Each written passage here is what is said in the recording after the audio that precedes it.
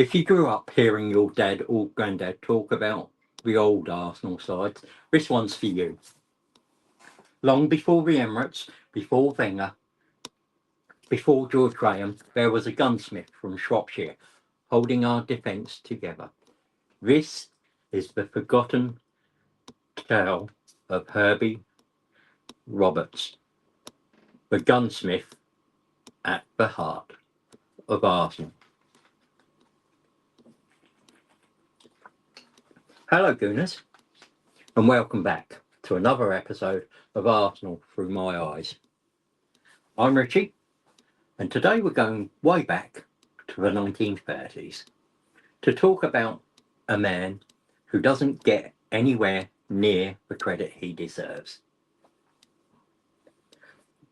A centre-half who helped build an Arsenal dynasty, a man who literally went from making guns to becoming a gunner.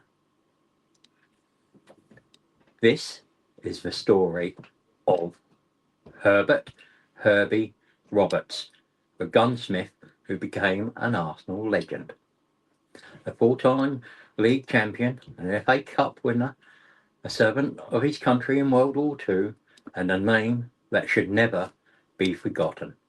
So grab a brew, settle in, let's take a trip back to Chapman's Arsenal. If you've ever wondered what makes Arsenal special, it's stories like this. Before Highbury, before league titles, before playing for England, Herbie Roberts was just a young bloke from Oswestry in Shropshire, learning a trade. And that trade? Well, he was a gunsmith. Picture it. Early 1920s, dim workshop, the smell of oil and metal, and a young Herbert Roberts carefully crafting firearms. Every tiny piece had to fit perfectly. No room for mistakes. Precision, patience, calm under pressure. That was his world. Now fast forward a few years. He's playing for Oswestry Town, a club miles away from the bright lights of London. But this lad clearly had something. Strong, disciplined, reading the game well. You can almost imagine the local fans saying that centre-half, he's too good for this level.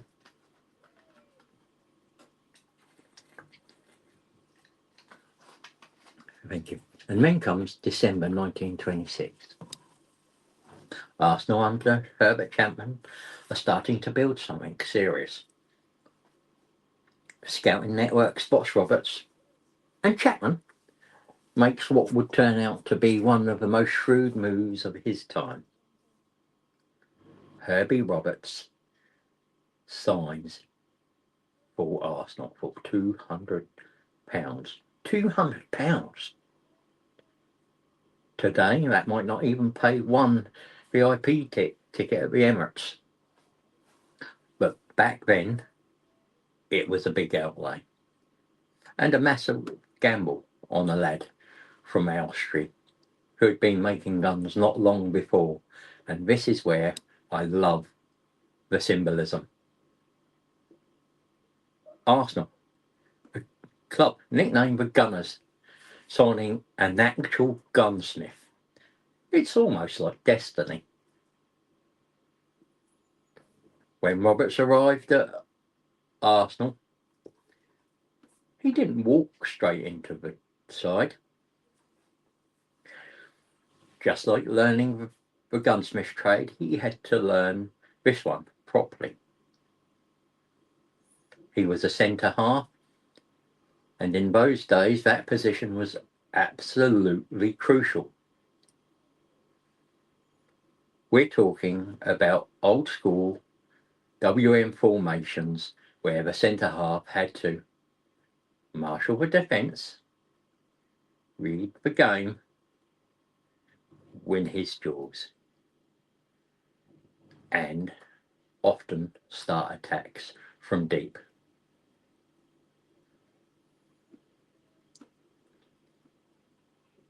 Under Herbert Chapman, this role became even more important.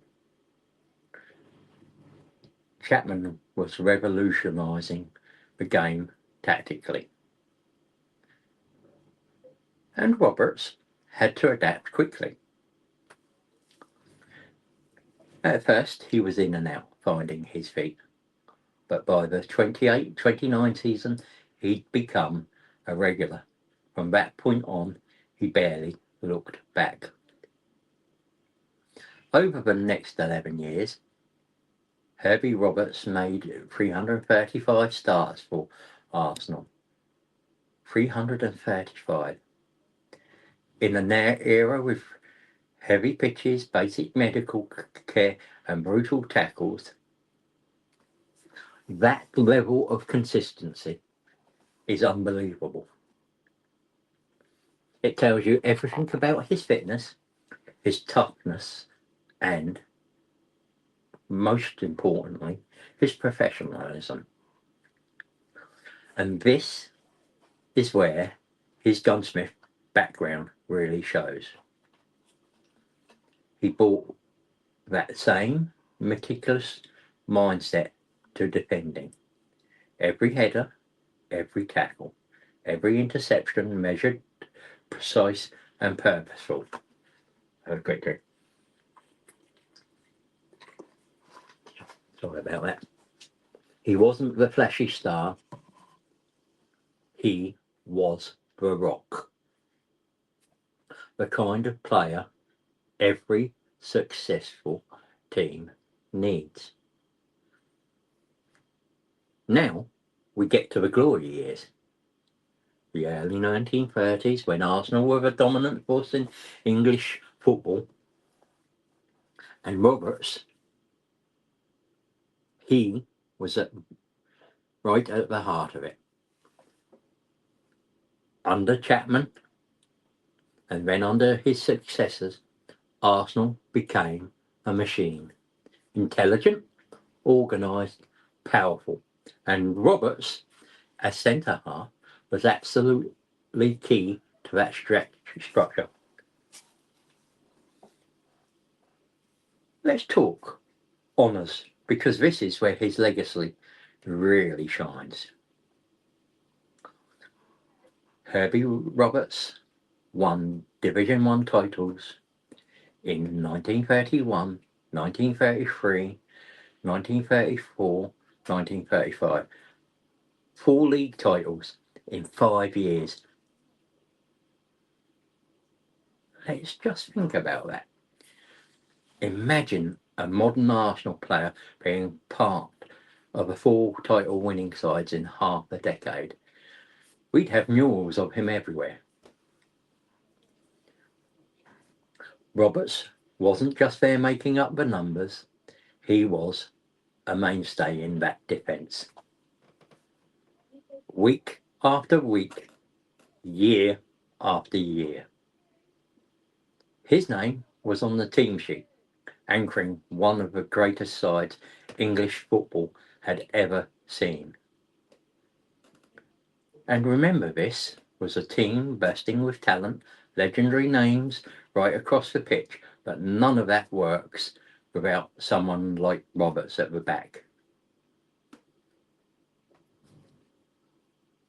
Reading the danger before it happens, winning his battles, keeping everyone in line. He was the quiet cornerstone of a moral conquering Arsenal. Sorry about that.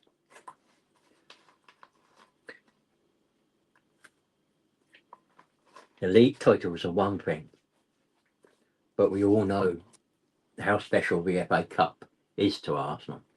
In 1930, Arsenal reached the FA Cup final, a massive opportunity for player and club, but for Herbie Roberts, fate was cruel.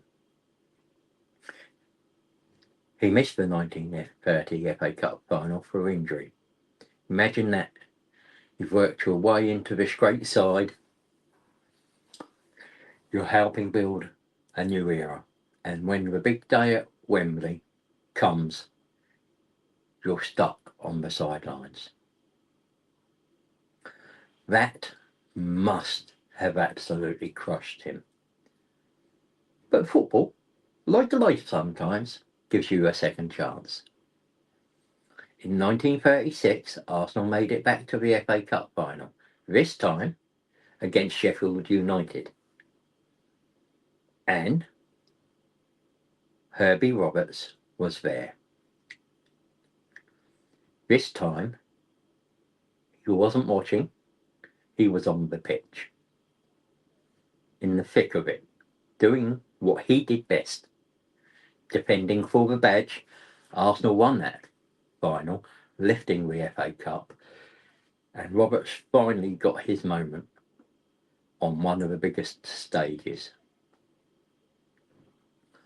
From the heartbreak of 1930 to the redemption of 1936, that's the kind of emotional journey that defines a player's career. Now, with all that success at club level, you'd expect a player like Roberts to have a stack of England caps. He did get one. He represented England, which in that era was an elite honour, but injuries held him back from more. Given how important he was for Arsenal, it's fair to say that without those injuries, he'd almost certainly have added to that single cap. Then came the injury that changed everything. In October 1937, Roberts suffered a badly injured knee.